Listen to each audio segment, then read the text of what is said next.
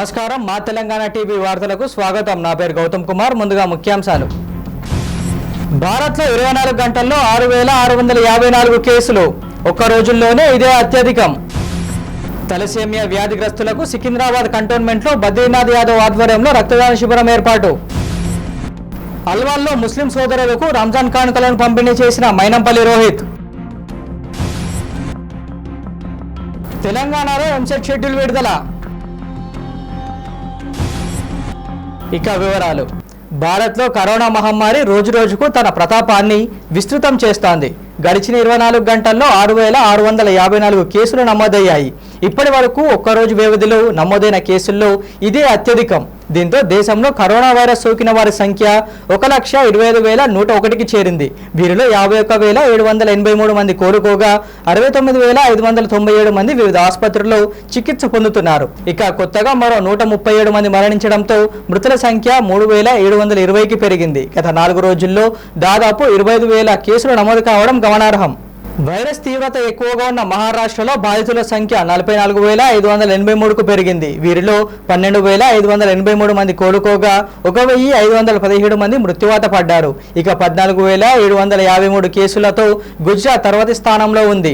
వీరిలో 98 మంది మృత్యువాత పడగా 7,128 మంది కోలుకొని ఇళ్లకు చేరారు. ఓవైపు ప్రముఖ మెడికల్ జర్నల్ ది ల్యాన్సెట్ హైడ్రోక్లోరిన్ వల్ల పెద్దగా ప్రయోజనాలు ఉన్నట్లు నిర్ధారణ కాలేదని పేర్కొన్నప్పటికీ కేంద్ర ప్రభుత్వం దీని వాడకాన్ని విస్తృతపరుస్తూ కొత్త మార్గదర్శకాలను జారీ చేసింది. ముందు జాగ్రత్త చర్యగా కంటైన్మెంట్ జోన్లలో పనిచేసే పోలీసులు, పారామిలిటరీ సిబ్బందికి కూడా హెచ్సిక్యూ ఇవ్వాలని ఐసీఎంఆర్ సిఫార్సు చేసింది. ఈ మాత్రలు తీసుకుంటున్న వైద్య సిబ్బందిలో దుష్పరిణామాలు కనిపిస్తున్నప్పటికీ వైరస్ సంక్రమణ విషయంలో అది చెప్పుకోదగ్గ స్థాయిలోనే పనిచేస్తున్నట్లు పేర్కొంది. తెలంగాణలో కరోనా వ్యాప్తి కారణంగా లాక్డౌన్ నేపథ్యంలో వాయిదా పడిన ప్రవేశ పరీక్షల షెడ్యూళ్లను రాష్ట్ర ఉన్నత విద్యామండలి విడుదల చేసింది. ఈ మేరకు ఎంసెట్, ఐసెట్, ఈసెట్, ఎడ్సెట్, పీజీఈసెట్, పీఈసెట్, లాసెట్, పీజీఎల్సెట్ ప్రవేశ పరీక్షల తేదీలను ఉన్నత విద్యామండలి ప్రకటించింది. కరోనా వ్యాప్తికి ముందు ప్రకటించిన తేదీలను రీషెడ్యూల్ చేసిన ఉన్నత విద్యామండలి తాజాగా కొత్త షెడ్యూల్ను విడుదల చేసింది. జూలై 6 నుంచి 9 వరకు ఎంసెట్ పరీక్ష నిర్వహించనున్నట్లు ఉన్నత విద్యామండలి తెలిపింది. జూలై 1న పాలీసెట్, జూలై 4న ఈసెట్, జూలై 13న ఐసెట్, జూలై 15న హెడ్సెట్, జూలై 1 నుంచి 3 వరకు పీజీఈసెట్, జూలై 10న లాసెట్, పీజీఎల్సెట్ పరీక్షలు జరగనున్నట్లు రాష్ట్ర ఉన్నత విద్యామండలి వెల్లడించింది.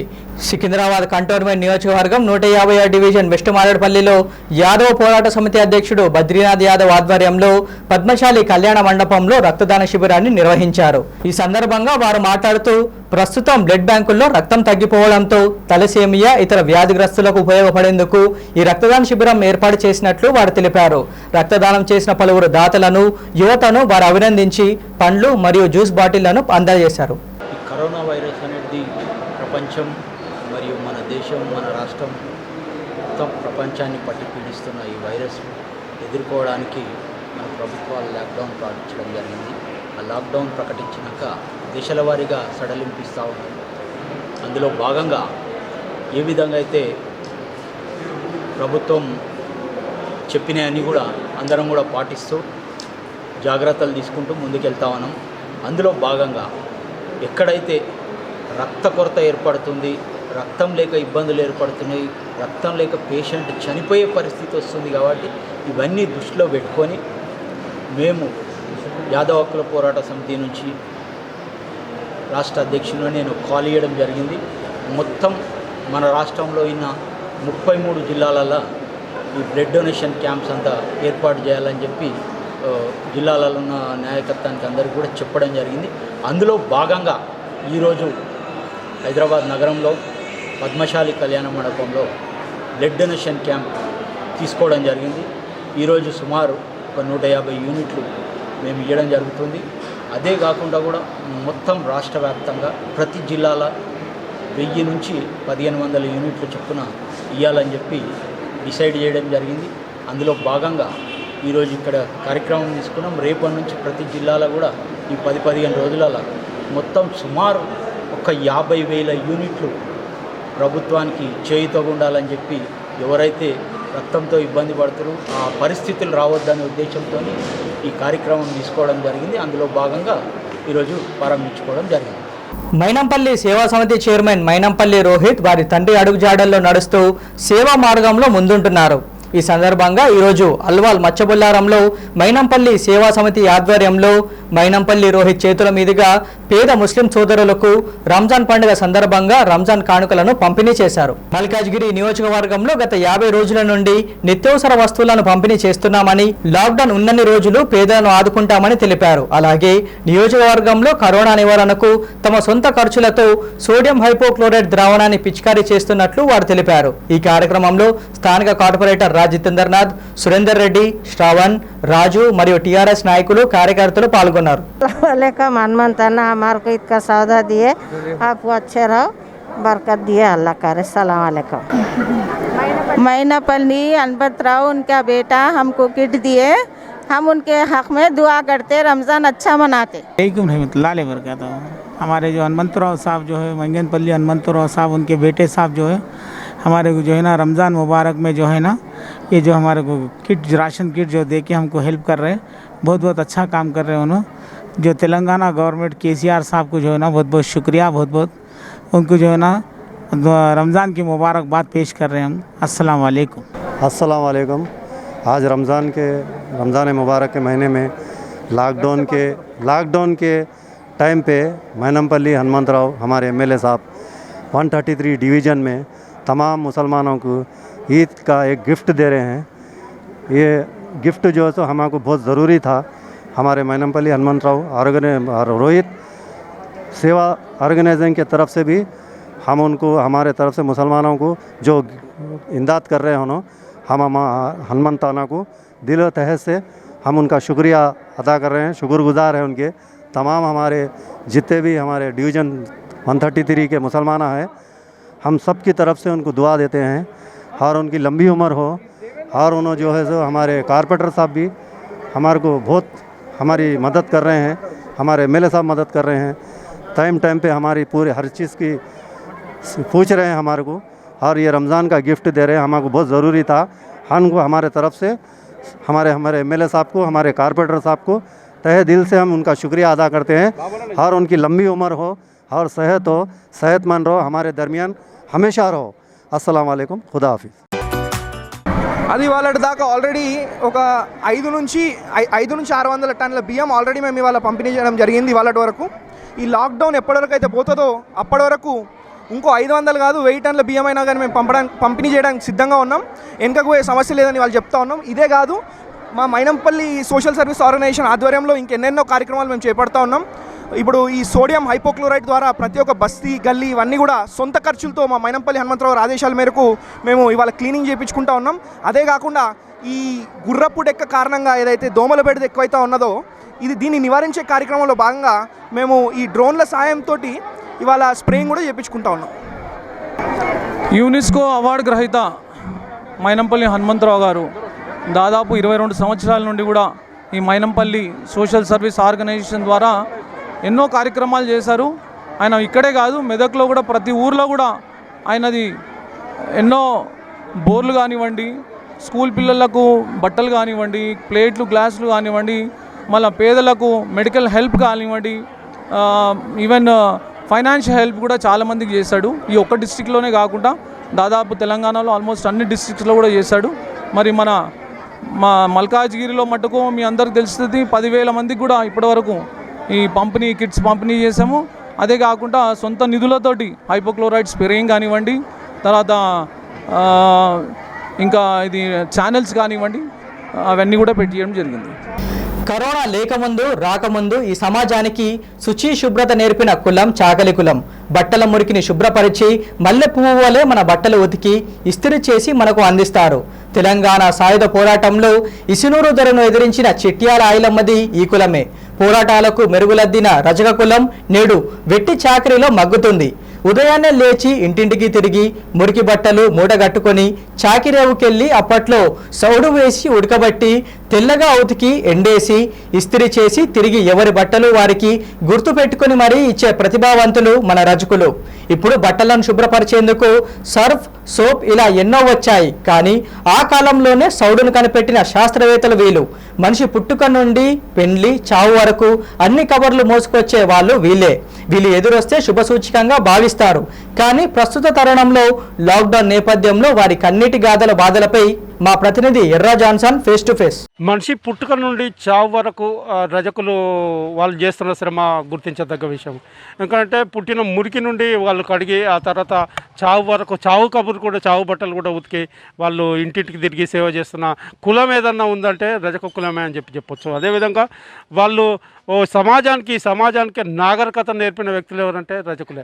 అంటే చౌడు నుంచి సబ్బును కనుక్కొని బట్టలు ఉతికి ఉడకబెట్టి బట్టలు ఉతికి ఒకరికొకరికి వ్యాధులు రాకుండా ఉడకబెట్టి బట్టలు ఉతికిన నాగరికత గల సమాజం అని అంటే రజక కులమే అని చెప్పవచ్చు. అదేవిధంగా ఈ సమాజం ఇప్పుడున్న కరోనా పరిస్థితుల్లో చేతులు కట్టుకోవడం, అదేవిధంగా మాస్కులు వేసుకోవడం, అదే శుభ్రంగా ఉండాలని చెప్పి వ్యక్తిగత శుభ్రం కోసం ఇప్పుడు ప్రభుత్వాలు చెప్తున్న పరిస్థితి. కానీ గతం నుండే రజకులు ఈ శుభ్రత గురించి మనకు నేర్పిన రజకులు. ఎందుకంటే మనం వేసుకున్న బట్టలే మనకు ఒక రోజులో కంపు వాసన వస్తున్న క్రమంలో దాన్ని ఈసడించుకోకుండా ఇంటింటికి తిరిగి బట్టలు తీసుకొచ్చి చెరువుకి వెళ్ళి బట్టలు ఉతికి చౌడేసి సబ్బేసి, లేదా ఇప్పుడున్న కాలంలో సబ్బు సర్పు వీటిని అన్నేసి తెల్లగా ఉతికి మన కడకు బట్టలు అందిస్తున్నారంటే వాళ్ళు రజకులే. కానీ ఈ లాక్డౌన్లో వాళ్ళు ఎదుర్కొంటున్న సమస్యలు దీనాతిదీనంగా ఉన్నాయి. ఎవరి కళ్ళల్లో చూసినా కన్నీళ్లు కాలుతున్న పరిస్థితి.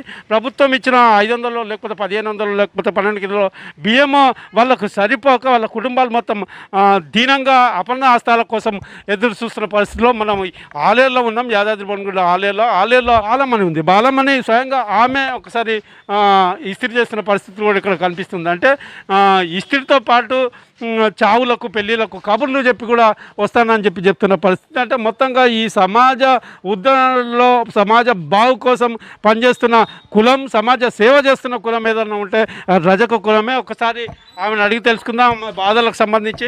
అక్క నమస్తే, ఎన్నేళ్ళు అవుతుంది మీరు ఇప్పుడు? 20 ఏళ్ళు అవుతుందండి. 20-25 ఏళ్ళు అవుతుంది. ఇదే పని చేసుకొని బతాం. ఇక ఏం గిరాకీ లేదు.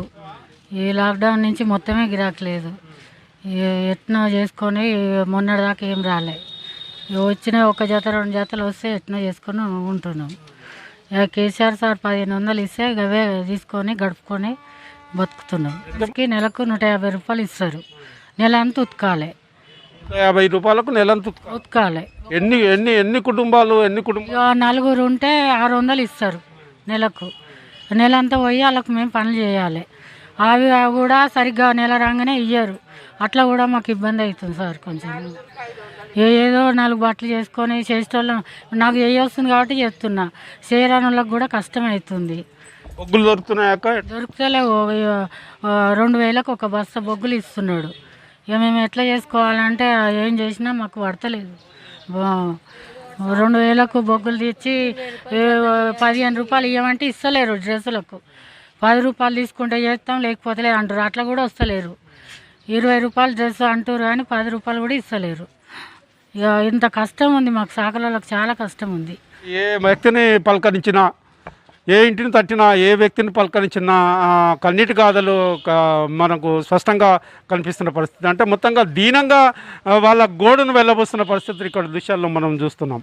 గతంలో అయితే సోడా అవి వేసి ఉతికే కాలం, అది చెరువులకు వెళ్ళి ఉతికే కాలం. ఇప్పుడు చెరువులు లేవు, చెరువులలో నీళ్లు కూడా లేని పరిస్థితి. అయితే ఇళ్లలో తిరిగి ఇంటికే తీసుకొచ్చి ఇట్లా ఉతుకుతున్న పరిస్థితి. సబ్బు అదేవిధంగా సోడా పెట్టి ఉతుకుతున్న పరిస్థితి మనం ఒకసారి దృశ్యాన్ని చూడవచ్చు. అయితే సమాజంలో ఏదైతే ఈ సమాజానికి తెల్లగా మనము ఈ శుభ్రత నేర్పుతున్నాము, నాగరికత నేర్పుతున్నాము, వాళ్ళ కష్టాలకు కూడా మనం ఒకసారి చూడాల్సిన పరిస్థితులు కూడా ఉన్నాయి. అందులో కరోనా ఈ 2 నెలల్లో పాపం ఎవరి ఇళ్ళలోకి పోలేక వాళ్ళు బతకడం కష్టంగా ఉన్న రోజుల్లో వాళ్ళు ఎట్లా గడుస్తుంది, ఇల్లు ఎట్లా గడుస్తుంది, వాళ్ళ పరిస్థితి ఎట్లుంది అనేది ఒకసారి అడిగి తెలుసుకుందాం. అక్క నమస్కారం. ఇప్పుడు రోజు మీరు ఇళ్ళకి పోయి మీరు బట్టలు ఉతికి వచ్చేటోళ్ళు, లేదా రోజు ఇళ్ళకి పోయి తిరిగి బట్టలు తీసుకొచ్చి ఇక్కడ ఉతుకు. ఇప్పుడు కరోనా 2 నెలలు ఎవరు బాధనే ఉంది? ఏం లేవు దొరకనికి, ఎవరు ఏమి ఇచ్చుడు లేదు. అందరికి అన్ని చేస్తారు కానీ మాకైతే ఏం చేస్తలేరు. అందరికీ పైసలు పంచుతారు, అవి పంచుతారు, కేది లేదు. ఇప్పుడు గవర్నమెంట్ పైసలు ఏమన్నా వచ్చినాయి? ఇంకా అవే వచ్చినాయి 1500. ఇప్పుడు ఎన్నేళ్ళ అక్క ఇప్పుడు నువ్వు ఇది ఉతకబట్టి ఇట్లా? ఇట్లా ఉతకబట్ట 40 సంవత్సరాలు అవుతుంది. 40 సంవత్సరాలు అవుతుంది.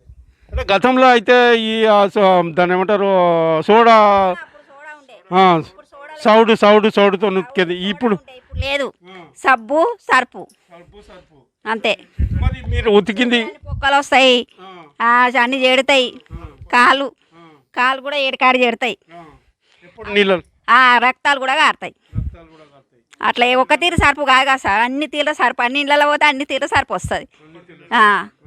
ఎత్తుకొచ్చుకోవాలి, ఉత్తుకోవాలి, మళ్ళీ ఇచ్చి రావాలి. ఆ జీతాలు కూడా తక్కువ. ఎంత ఇస్తారు? నెలకు ఎంత ఇస్తారు? నెలకు 200, మనిషికి 200, 150 అంతే. మరీ అన్యాయం ఉంది సార్ మాకు. అందరికి మంచిగా ఉంది, అన్ని కులాల మంచిగా ఉంది, కానీ మాకే అడ్డమైన బట్టలన్నీ తెచ్చి నోట్లే ముక్కుల ఎట్లా పడంగా ఉతుకుతాము, మాకేది లేదు. అట్లుంది సార్. మరి ఈ 2 నెలలు ఎట్లా గడిచింది అక్క? ఈ 2 నెలలకి ఇట్లా అప్పు సప్పు చేసుకున్నాం. నాడు తిన్నట్టు నాడు అన్నట్టు ఉండనాడు తిన్నాం, లేనాడు ఉపాసం పడుకున్నాం. అదేవిధంగా ఒకసారి అన్న ఏం పేరు అన్న? ఒడ్డేమాన్ సత్తయ్య. ఏంది పరిస్థితి, ఎట్లా వెళ్తుంది, ఏంది? గదే ఉంటుంది, ఇంట్లో లేకపోలేదు సార్. మరి 2 నెలల సంది అయితే రూపాయి గిరాకీ లేదు. తీసి పెట్టినా కూడా ఎవరు రాలేదు. జరసేపు పోయినా తీసినా కానీ ఎవరు రాలేదు. 2 నెలల సంది అదే పరిస్థితి సార్. ఇట్లా ఇస్త్రీ చేస్తావు? కరెంటు పెట్టి ఉందా? బొగ్గులా? కరెంట్ పెట్టింది సార్.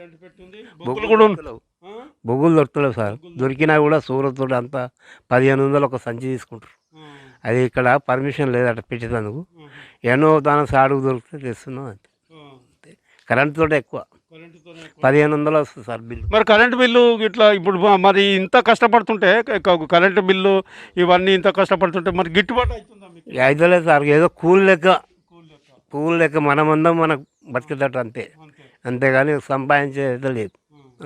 మీరు ఒకవేళ మీకు రజకులకు గవర్నమెంట్ ఏమైనా చేయాలనుకుంటే ఏమన్నా ఏమి ఇవ్వలేదు సార్ ఇంతవరకు. మాకు అందరికి పశువులు ఇచ్చారు, గొర్రెలు ఇచ్చారు, ఏంటి అన్నీ ఇచ్చారు, కానీ మాకు సాకులలో కదా ఇంతవరకు ఏమి ఇవ్వలేదు. ఇక్కడ హౌజులు కట్టిస్తున్నారు, ఏదో చేస్తున్నారు, ఏది లేదు సార్. ఏది ఇవ్వాలి ఇంతవరకు. అప్పట్లో చంద్రబాబు నాయుడు ఉన్నప్పుడు ఒక ఇస్త్రీ పెట్టి ఇచ్చిండు, 2 బకెట్ ఇచ్చిండు, అది కూడా లేదు వీళ్ళు. మరి తెలంగాణ వచ్చినాక మన బతుకులు బాగుపడతాయి అని చెప్పి అనుకున్నాం కదా. అనుకున్నాం. మరి ఇంతవరకు మనకి ఏమి ఇవ్వలేదు సార్. ఏ సాయం చేయలే, ఎలాంటి సాయం లేదు. రజకుల కంటే మామూలుగా బతున్నాం, సంపాదించేది లేదు, ఏది లేదు. ఏదో చేసుకుంటున్న కూలి లెక్క పడుతుంది, దానితోటే లేదు. 2 నెలల లాక్డౌన్లో కరోనా మూలంగా అన్ని బంధు మీకు ఎట్లా గడిచింది?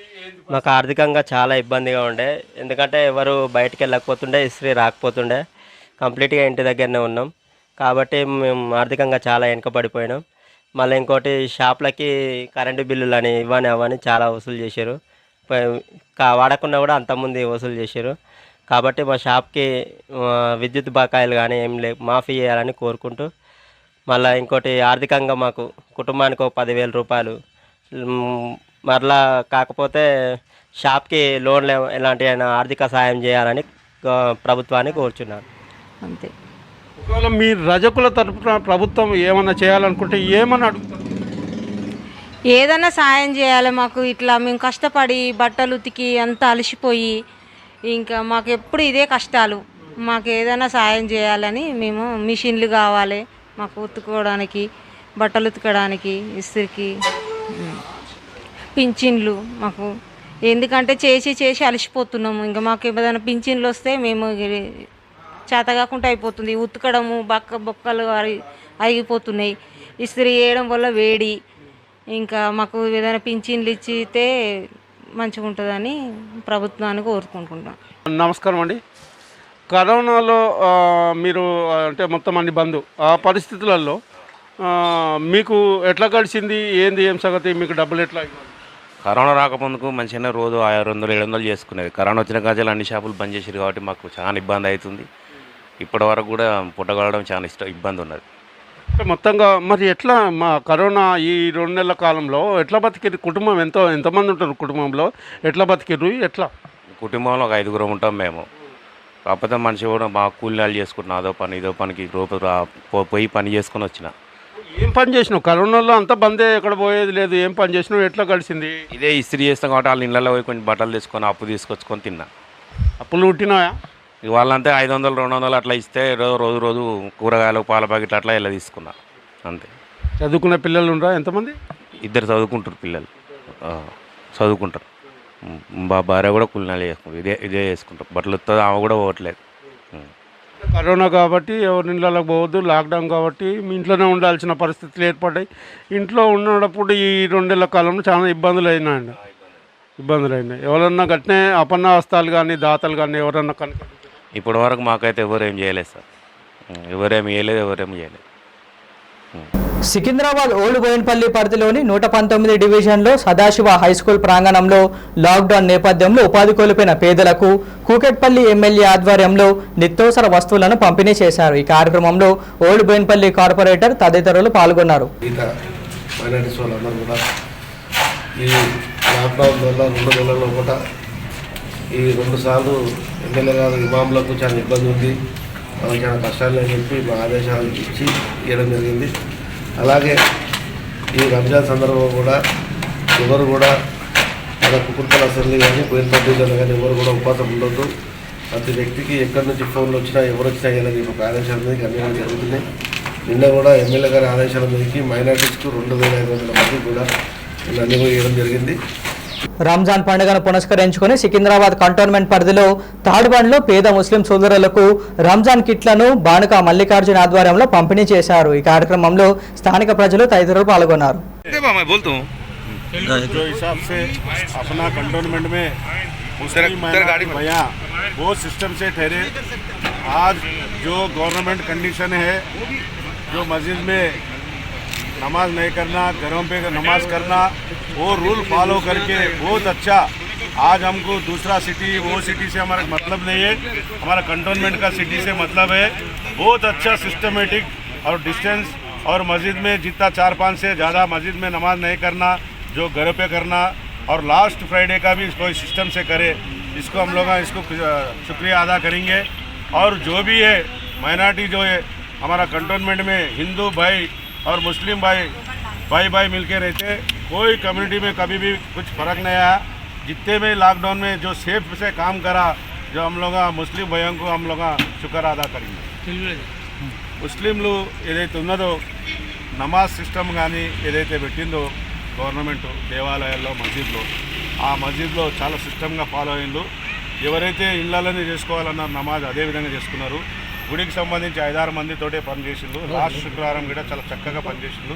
నిన్నటి శుక్రవారం రోజు కూడా వాళ్ళు ఎక్కడ ఏ ప్రాబ్లం లేకుండా చేసిండు.